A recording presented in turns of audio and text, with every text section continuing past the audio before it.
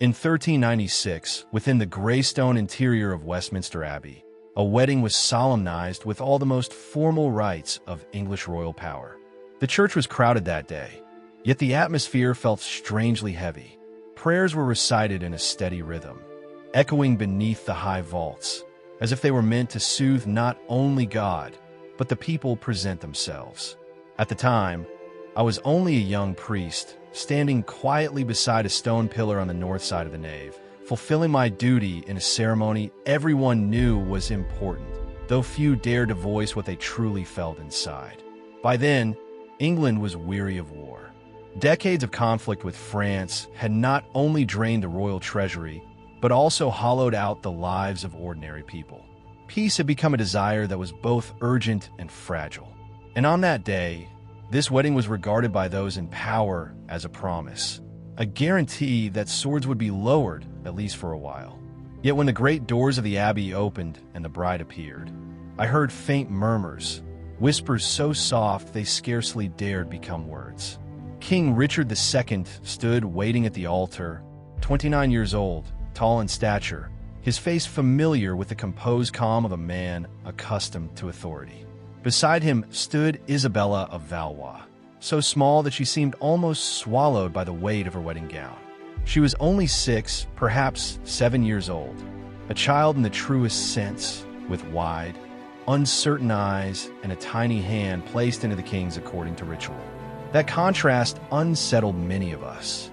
No one present in the church that day could fail to notice the stark imbalance between the two figures now called husband and wife. On one side stood a grown monarch, bearing the responsibility of an entire kingdom.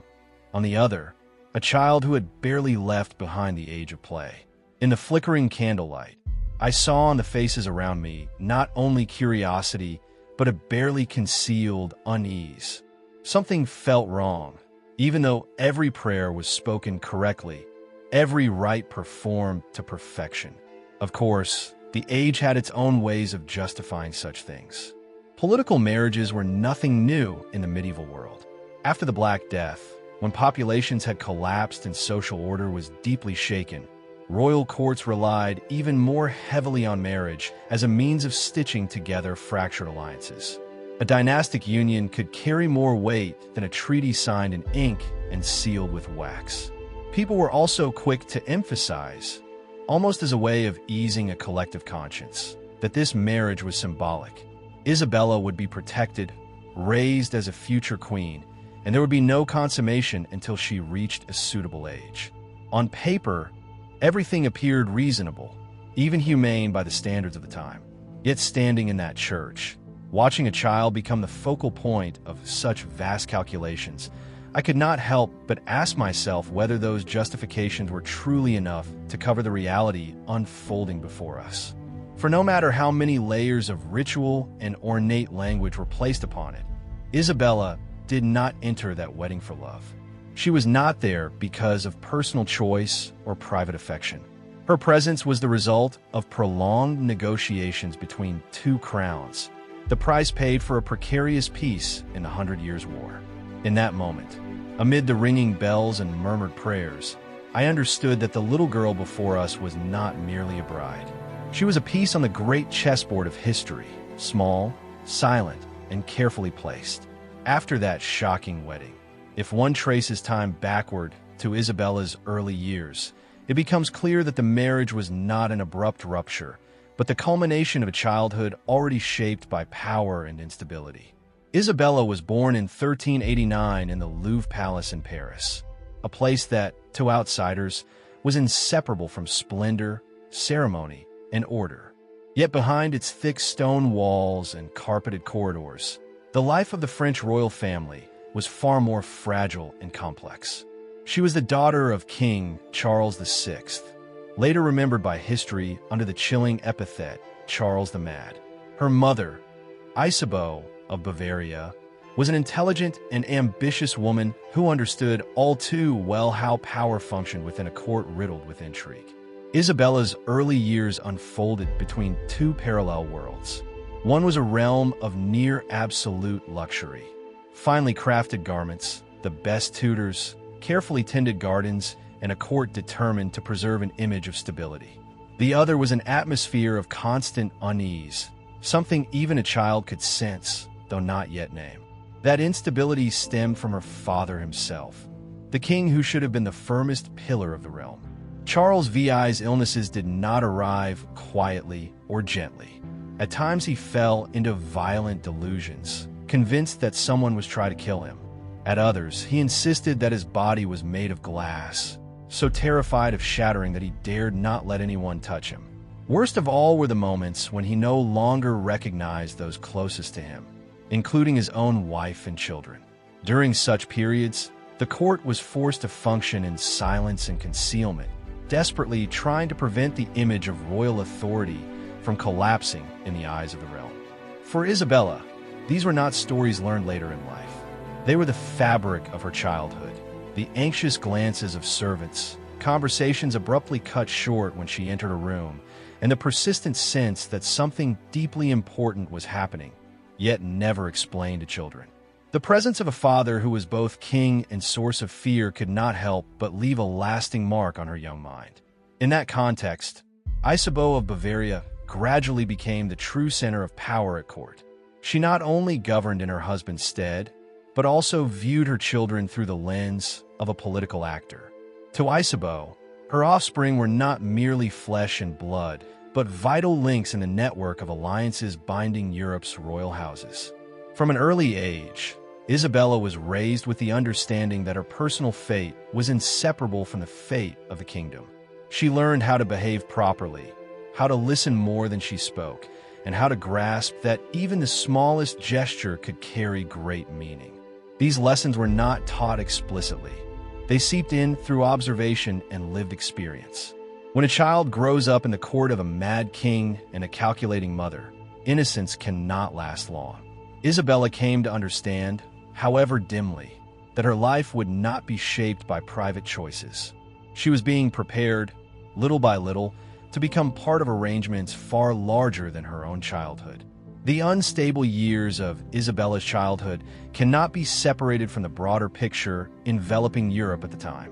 While she was still learning how to adapt to a court steeped in anxiety and silence, beyond its walls the 100 Years' War between England and France had already entered its sixth decade. It was no longer a sequence of isolated battles, but a permanent condition, like a wound that refused to heal. Both kingdoms bore the appearance of exhaustion.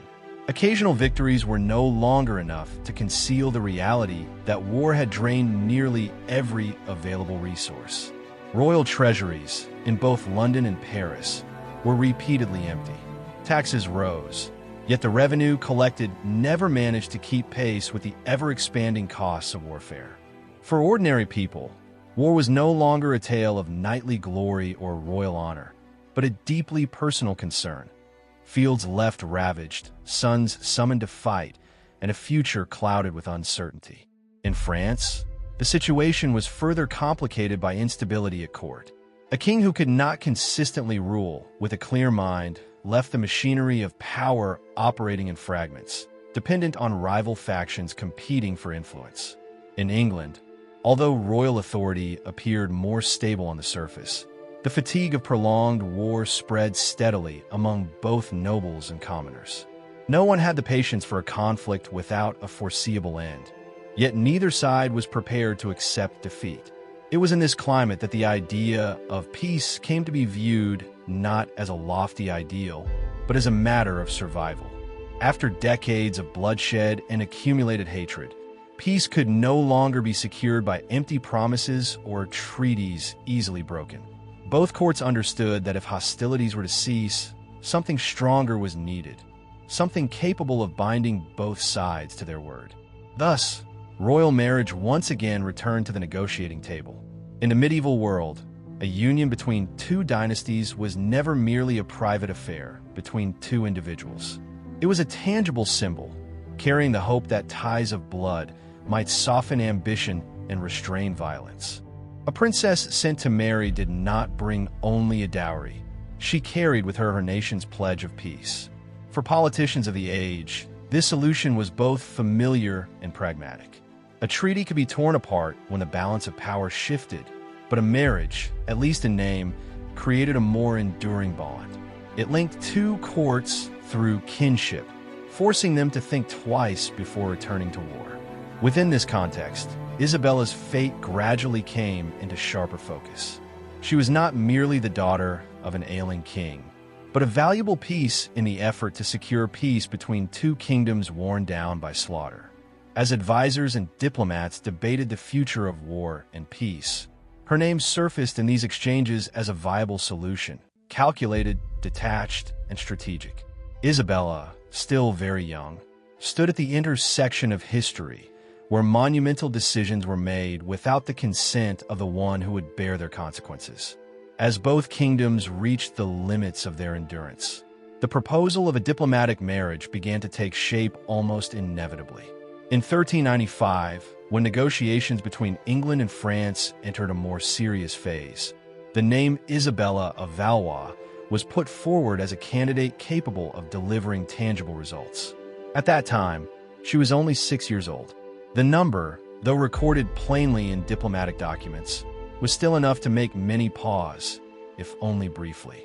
The marriage proposal came with clearly defined terms. France pledged an enormous dowry of 800,000 francs, a figure of particular weight given England's war-depleted treasury. More significant still was the agreement to a 28-year truce, a span of time long enough for both kingdoms to hope that decades of accumulated wounds might finally begin to heal. On paper, it was an attractive arrangement, even resembling the very escape both sides had been seeking. Yet when the proposal was presented before the English court, it immediately sparked fierce debate. A segment of the nobility and royal advisors saw in the marriage a rare opportunity. They argued that peace, however fragile, was preferable to an endless war. The French dowry could stabilize finances, ease the tax burden, and temper public discontent. To them, Isabella was not merely a future bride, but a symbol of the stability the kingdom so desperately lacked. Opposing voices, however, were no less forceful. Many expressed deep discomfort at the idea of a grown king marrying a child. While political marriages were nothing new, Isabella's extreme youth raised concerns about the precedent it would set. If the court accepted such a union today for immediate gain, what boundary would remain inviolable tomorrow? These objections were not solely moral. They also reflected fear that royal authority itself might suffer a loss of legitimacy in the eyes of the people. At the center of these arguments stood Richard II, the man whose final decision would become inseparable from Isabella's destiny. The king was a widower without an heir, a reality that made his position at court increasingly precarious. Richard understood the pressure to secure stability for the throne, yet he did not view the marriage purely as a political calculation. Contemporary accounts suggest that he regarded Isabella not as a wife to be expected, but as a child in need of protection. That perspective, though it did not erase the political nature of the union, influenced the way its terms were drafted. Richard agreed to provisions designed to safeguard Isabella, partly to reassure public opinion, and partly reflecting his own personal restraint. The most important condition was the absence of consummation until Isabella reached maturity. In name, it was a marriage. In reality, its physical aspect was deferred, emphasizing symbolism over conjugal life. In addition, Isabella was permitted to retain her French attendants. This not only eased her sense of alienation in a foreign land, but also allowed France to ensure that its princess was not entirely severed from her origins. She was also promised an education befitting a future queen, instruction in language, English courtly ritual, and the knowledge necessary to survive in a world governed by rules and calculation. From the outside, these provisions appeared accommodating, even progressive by the standards of the time. Yet a closer look reveals the core of the issue. Every measure of protection stemmed from Isabella's importance to a diplomatic bargain, not from her own right to choose.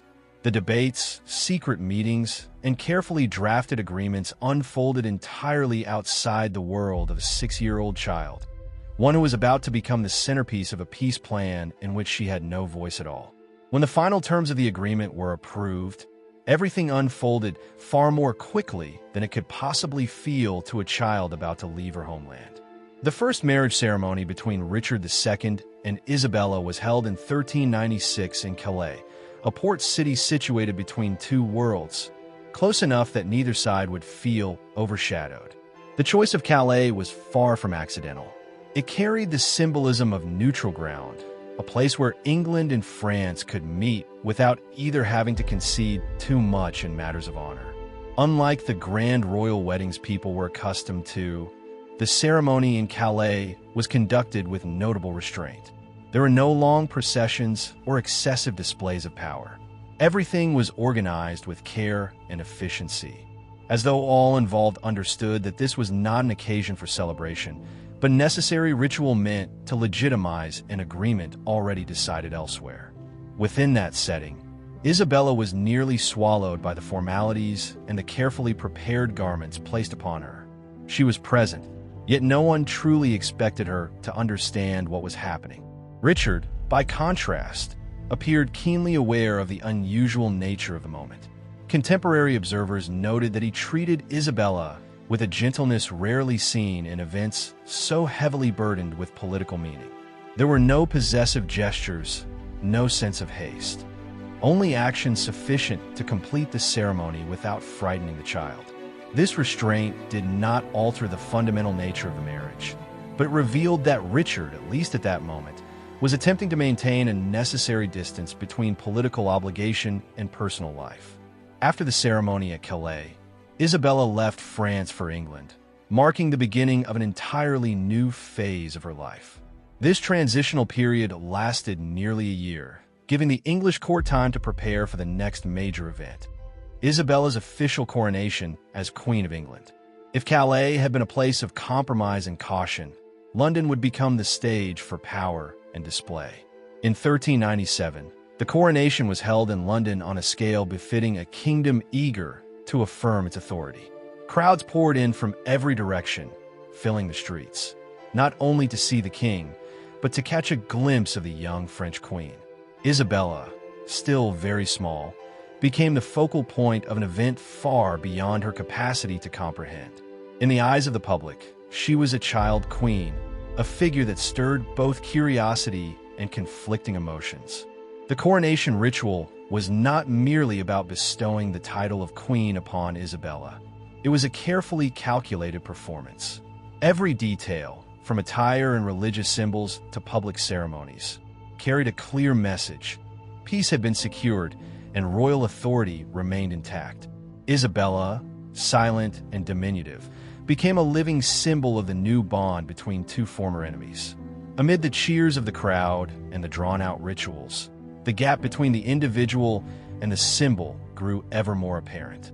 A child had been placed in a position where adults expected her presence to deliver stability to an entire kingdom. Under the curious gaze of the populace and the solemnity of the court, Isabella stood as proof of a fragile peace, one built not on mutual understanding, but on calculations arranged long in advance. After that loud and symbol-laden coronation, Isabella's life in England gradually settled into a different rhythm, quieter, yet no less formative. She no longer appeared frequently before crowds, but was moved into a carefully arranged environment where everything was oriented toward preparing a future queen. There, her days were filled with study, observation, and adaptation rather than public displays of power. The first and most important task was learning English. At the beginning, the language felt both unfamiliar and unapproachable, so different from the French she had spoken since early childhood. Alongside the language, she also learned to navigate the unspoken rules of the English court, how to greet properly when silence was required, and how to distinguish polite conversation from political signaling. Lessons in history and geography did more than teach her the names of territories. They explained why those lands mattered enough for nobles to fight over them without restraint. Within this environment, the true nature of Isabella's relationship with Richard II gradually became clearer. They did not live together as husband and wife in the conventional sense. Instead, their interaction more closely resembled that of a guardian and a child entrusted with a heavy responsibility. Richard appeared far more concerned with ensuring that Isabella was properly educated and protected than with forcing her to play the role of a mature queen before her time. He treated her with patience and moderation, maintaining a necessary distance without coldness. For Isabella, that care held particular significance. After a childhood shaped by the instability surrounding her father in France, living beside a grown man who could control his emotions and honor his promise of protection offered a rare sense of security. Though their relationship was born of political calculation, it still contained moments of genuine kindness, enough to prevent a child from feeling entirely lost in a foreign land. Beyond Richard, Isabella also found companionship among new friends, especially Margaret Holland. With Margaret, she was not a symbol of peace or the queen of a kingdom, but simply a girl learning how to grow up. Their conversations, shared lessons, and private moments allowed Isabella to preserve some measure of childhood innocence that court life so easily swept away. It was within these seemingly simple relationships that Isabella began to observe the world around her with increasing subtlety. She gradually realized that the English court was far less stable than the grandeur of its ceremony suggested. Cautious glances, half-spoken words among nobles, and simmering tensions in private councils did not escape her notice. Though still very young, Isabella quickly understood that power in England was shared and contested in complex ways, quite unlike the more centralized authority she had known in France.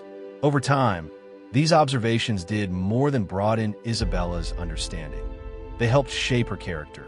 She learned to listen more, speak less, and weigh her emotions carefully before revealing them. Life in England, with all its rules and unspoken tensions, taught her an essential lesson. In the world of monarchy, maturity does not come from age, but from the ability to understand and adapt to what is never spoken aloud. The tensions that Isabella had quietly observed within the English court finally erupted in 1399 in a manner far more violent than anything a child could have imagined. Henry Bolingbroke, a relative of Richard II who had once been exiled, returned to England under the pretext of reclaiming rights that had been taken from him. Yet it soon became clear that his ambitions extended far beyond those initial justifications. Henry gathered around him a coalition of discontented nobles, men who had grown weary of Richard's rule and were willing to support anyone who promised to overturn the existing order. The shift unfolded with frightening speed. The authority Richard II once commanded began to fracture from within, as former allies turned away and the loyalty of the army could no longer be taken for granted. Isabella, though not directly involved in councils or political decisions, could clearly sense the instability closing in. Corridors that had once felt familiar grew quieter. Faces around her became guarded, and rumors spread faster than official proclamations. As Henry Bolingbroke advanced toward London and the situation slipped beyond control, Isabella was abruptly removed from her ordinary life. She was taken to the Tower of London, not as a protected queen, but as a political hostage of considerable value. That cold stone fortress, long a symbol of power and punishment, became the place of confinement for a child who had once been celebrated as a symbol of peace. The isolation was not merely physical, it was a profound psychological shock. Those who had once surrounded her, protected her, and guided her disappeared, leaving behind an emptiness charged with anxiety. During those days, Isabella came to understand more clearly than ever the fragility of the position she had once held. In a matter of weeks, she had gone from Queen of England to a peace held tightly to secure advantage for the victorious side. There were no longer ceremonies, no ornate speeches about peace, only silence and waiting, a harsh reminder of how power truly operates. It was in this context that Isabella's final meeting with Richard II took place, at a moment when the king had entirely lost control over his own fate. Richard was no longer the imposing monarch who had once stood at the center of public spectacle, but a man stripped of authority, confronting an irreversible defeat. For Isabella, this meeting carried particular weight. She was not only witnessing the fall of the one person who had served as her sole anchor in England, but also seeing with painful clarity the brutal truth of politics. Power leaves no room for lasting loyalty. There were no lengthy farewells, no hollow promises. The silence in Richard's gaze conveyed more than words ever could. In that moment, Isabella understood that the relationship built in the name of marriage and protection had lost all meaning within a new political order. The lessons she had absorbed quietly over the years now crystallized with sudden clarity. She realized that she had never been the center of those great decisions. Only someone carried along by them. This political crisis not only ended the reign of Richard II, but also etched into Isabella an early understanding of the cold, unpredictable nature of power. When Henry Bolingbroke formally took the crown and became Henry IV, the old order of the English court was swiftly replaced by an entirely new logic of authority. In consolidating his rule, the new king could not ignore Isabella's presence. To him, she was no longer Richard II's queen, but a political factor requiring careful assessment. Isabella embodied a direct link to France, along with the memory of a peace agreement that Henry had effectively shattered through his act of usurpation.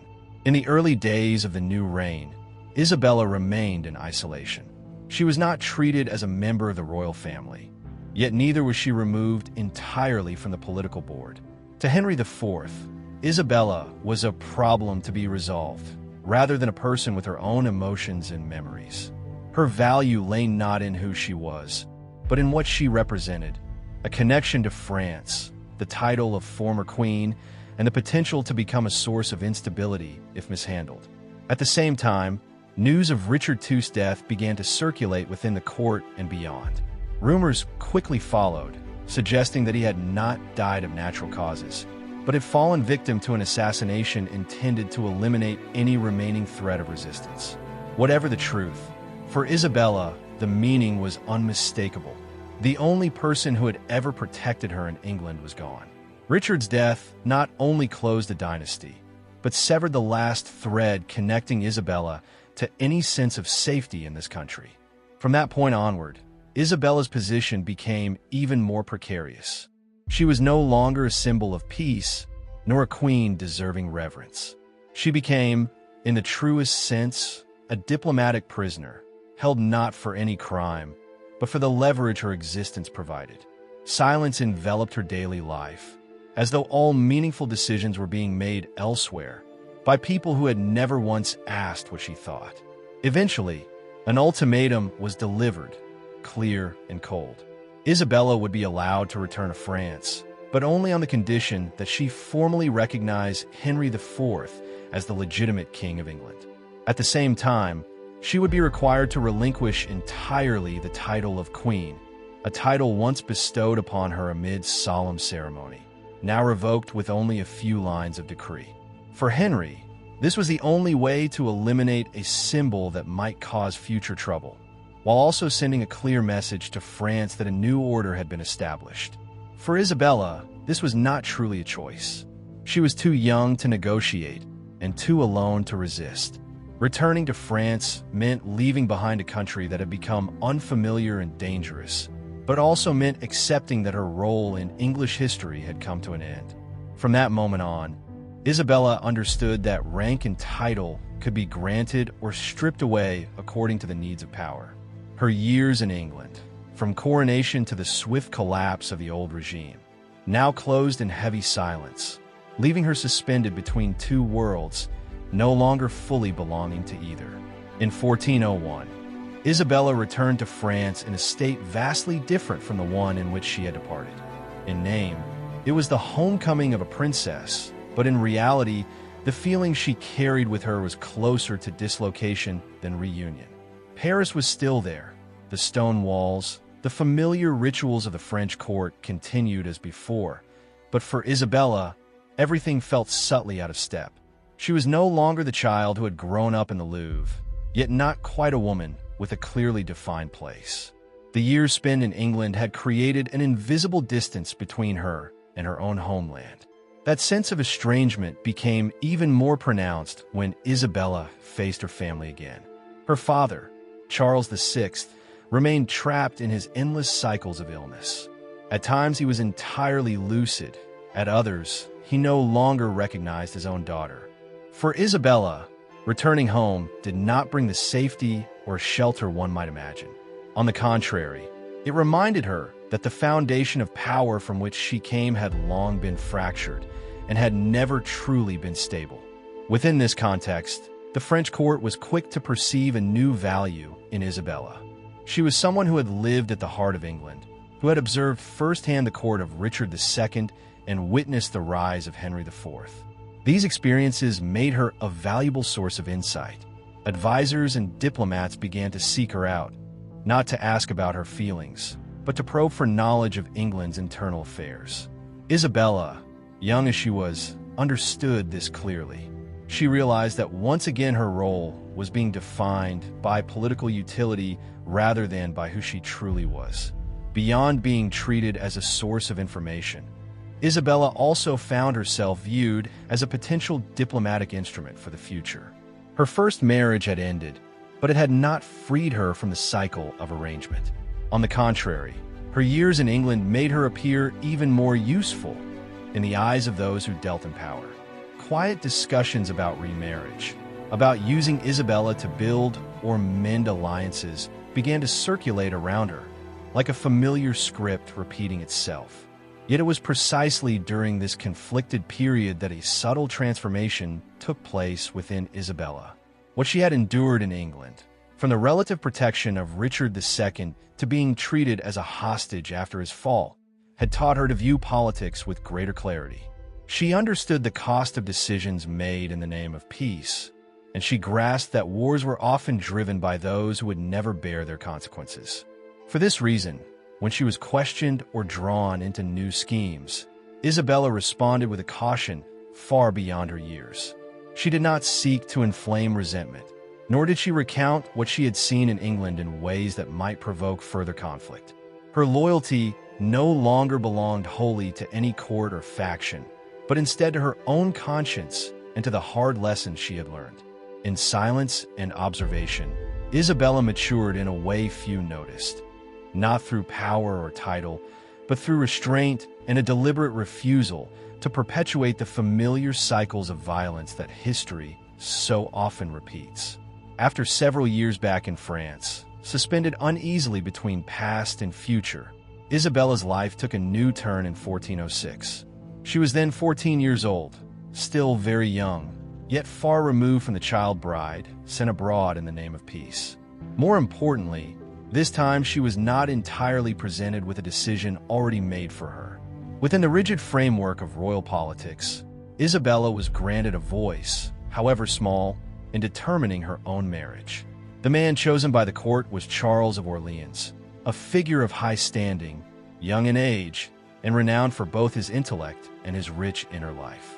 Unlike her first marriage, in which Isabella had been a silent symbol, this union was shaped by genuine contact and mutual understanding. Charles did not view Isabella as a piece to be arranged on a board, but as a person with thoughts, emotions, and the capacity for dialogue. That respect, modest as it may seem, carried profound significance for someone so accustomed to being decided for. Between them developed a rare sense of equality within the aristocratic world of the time. It was not a loud or theatrical romance, but a slow-growing affinity nurtured through conversation and shared reflection. Isabella, bearing experiences far beyond her years, found in Charles someone who listened and valued her intellect. Charles, in turn, recognized in Isabella a depth and maturity seldom found among her peers. Their wedding took place in Paris with the true solemnity of a union entered into willingly. Unlike the first ceremony at Calais, careful, restrained, and heavy with compromise, this occasion carried an atmosphere of acceptance and hope. There was no sense of coercion, no bewildered glances. Isabella entered the rite with the composure of someone who understood what she was doing. Politics was still present, but it was no longer the sole force governing the marriage. The contrast between the two weddings, less than a decade apart, reflected Isabella's journey toward maturity. From a child placed as a symbol of peace, she had become a young woman capable of choice and of building a relationship founded on mutual respect. In the familiar setting of Paris, amid rituals that were outwardly similar yet inwardly transformed, Isabella began a new chapter of her life. One in which, for the first time, she was not merely an object of history, but a participant in shaping her own fate. As she entered a more stable period following her second marriage, Isabella gradually emerged not only as a noble lady, but as a woman of genuine influence within contemporary cultural and political life. Her authority did not stem from loud declarations or displays of grandeur, but from her steady presence in the spaces where knowledge, art, and decision-making took shape. In cultural life, Isabella quickly established herself as a devoted patron. She showed particular care for books, manuscripts, and those engaged in scholarly work. Her library was not merely a place of storage, but a living space of knowledge, where scholars, scribes, and artisans could work with encouragement and respect. Isabella did not regard art as ornament for status, but as a means of cultivating thought and preserving collective memory.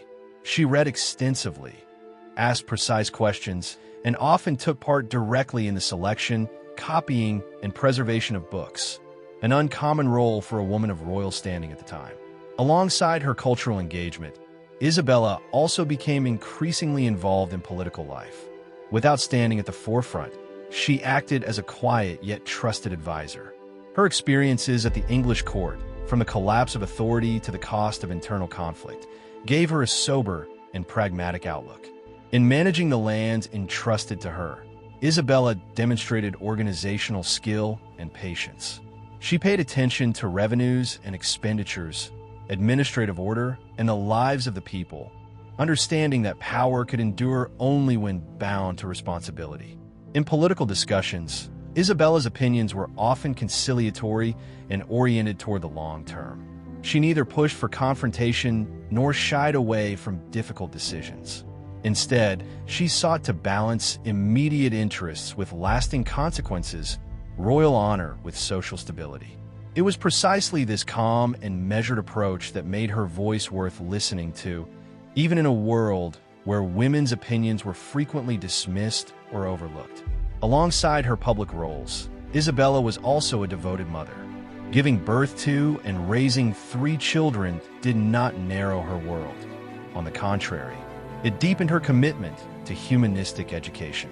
She wanted her children not only to learn how to rule, but also how to think, how to empathize, and how to exercise self-control.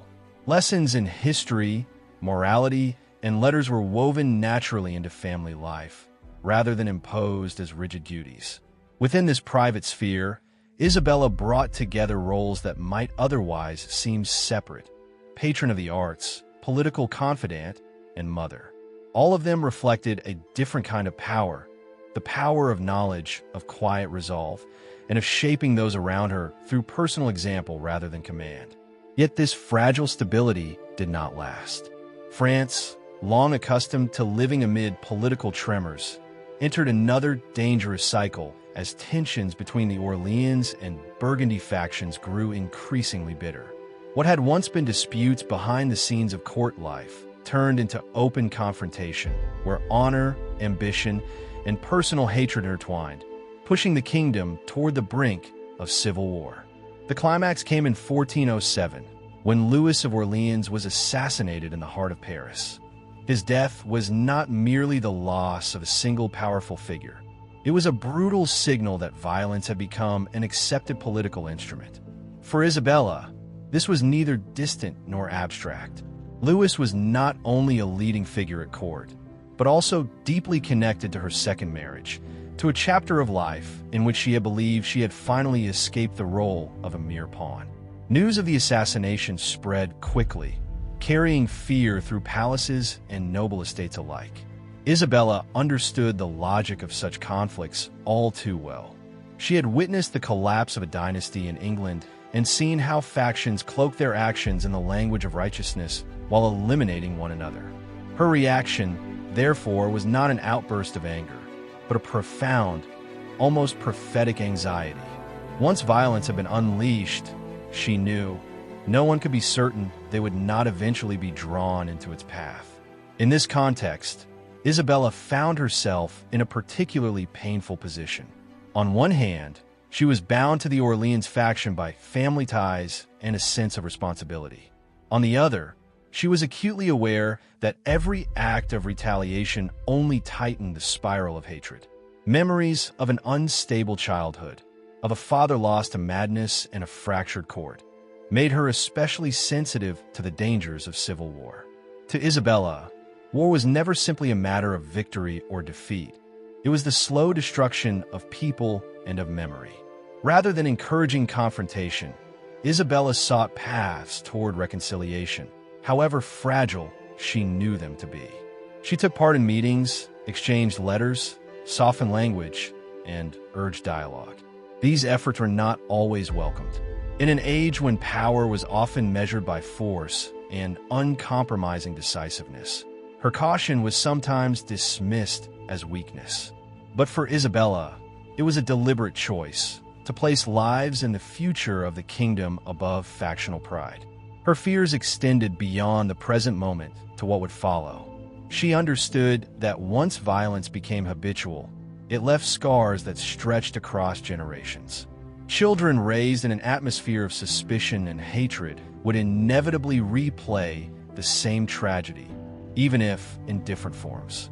For this reason, Isabella always tried to maintain a certain distance in her decisions, as though she were protecting not only her own family, but a fragile possibility of a different future. Amid whispered plots and the growing presence of armed force, Isabella came to embody another kind of courage. Not the courage of the battlefield, but the courage to persist in seeking reconciliation when everything else pushed toward division. Even knowing that her voice might be drowned out, she continued to act according to her conscience. Through a lifetime of witnessing upheaval, she had learned that silence in the face of violence could itself become a form of complicity. The final years of Isabella's life passed in a state of prolonged exhaustion, both physical and emotional. After relentless political turmoil and constant anxiety over the violence surrounding her, her body no longer seemed able to recover. Repeated childbirth took a visible toll. She grew rapidly thinner, suffered frequent fevers, and developed a persistent cough that worsened with time. In an era of limited medical knowledge, these symptoms were described as postpartum weakness or suspected to be something more insidious, perhaps tuberculosis, a disease that often claimed young lives without warning. Despite her declining health, Isabella tried to maintain her familiar routines as much as she could. She continued to read, to write, and to correspond, though her periods of rest grew longer. Those close to her noticed the changes before she herself fully acknowledged them. Her voice grew softer, her steps slower, and her gaze often carried a distant quality, as if she had begun to see the world from another remove. She did not complain, nor did she allow despair to dominate her surroundings. Instead, Isabella chose to quietly set in order what remained unfinished. As she recognized her limits, Isabella began preparing for what she knew could not be avoided. Her primary concern was no longer political conflict or calculations of power, but the future of her children. She spent time speaking with those who would continue to care for and educate them, giving careful instructions about their studies, moral upbringing, and safety. She reviewed documents and correspondence related to property and estates, hoping to ease the burden on those who would remain behind. In the way Isabella prepared for death, there was no panic or despair. Having endured so many upheavals from a very young age, she had long understood the fragility of human life, regardless of rank. This awareness did not make her cold. Rather, it lent her final choices an even greater clarity. Isabella seemed determined that, even in her absence, the values she held dear, compassion, restraint, and respect for human dignity, might continue to be preserved within her family. In her final days, Isabella was so weak that she could no longer leave her bed. Yet those who remained by her side recalled that she retained a rare sense of calm. The atmosphere around her was not heavy or despairing, but quiet, almost serene. She accepted care with gratitude, sometimes smiling at the children who did not yet fully understand what was happening. In those moments, Isabella was no longer the former Queen of England, nor merely the Duchess of Orleans. She was simply a young woman facing the ultimate limit of her own life. In 1409, Isabella died at only 20 years of age. Her death shocked many, not only because her life was so brief, but because it felt as though she still had so much left to give, so many roles unfinished. For those who had known her story, her passing carried a muted sense of loss. Isabella had lived faster than her years allowed, bearing responsibilities far beyond the capacity of a child, then of a young woman, and finally of a young mother. The exhaustion and death of Isabella were not an overt or dramatic tragedy, but a quiet ending that reflected the nature of her life itself. A life shaped by politics and power, yet concluded around concerns that were deeply human: health, children, and the wish to leave behind stability rather than further turmoil. Isabella's passing left a void that was difficult to fill, not only within her family, but also within the political life of France. With her death, the court lost more than an influential figure. It lost one of the rare voices consistently striving to maintain balance between rival factions. As tensions between the Orleans and Burgundy factions continued to intensify, Isabella's absence made already fragile efforts at reconciliation even weaker. Without her persistent reminders of the cost of violence, civil conflict gradually escalated, claiming countless lives and deepening the fractures within French society. Yet if Isabella is viewed solely through a political lens, the most important part of her legacy is missed. Her more enduring value lies in the image of a rare medieval woman who lived by intellect and dignity in an era when royal women were often confined to symbolic roles. Isabella did not shatter social order through shocking acts, but quietly expanded the boundaries of what a woman could be. Reading, thinking, advising, managing, and raising children with a clear moral awareness. It was this consistency between thought and action that gave her character its lasting weight. Isabella's spiritual legacy is also found in the way she chose to respond to her circumstances. Born into a world steeped in violence and pushed into political marriages from a very young age, she could easily have become bitter or detached. Instead, at each stage of her life, Isabella revealed a different path, one marked by caution, empathy, and responsibility.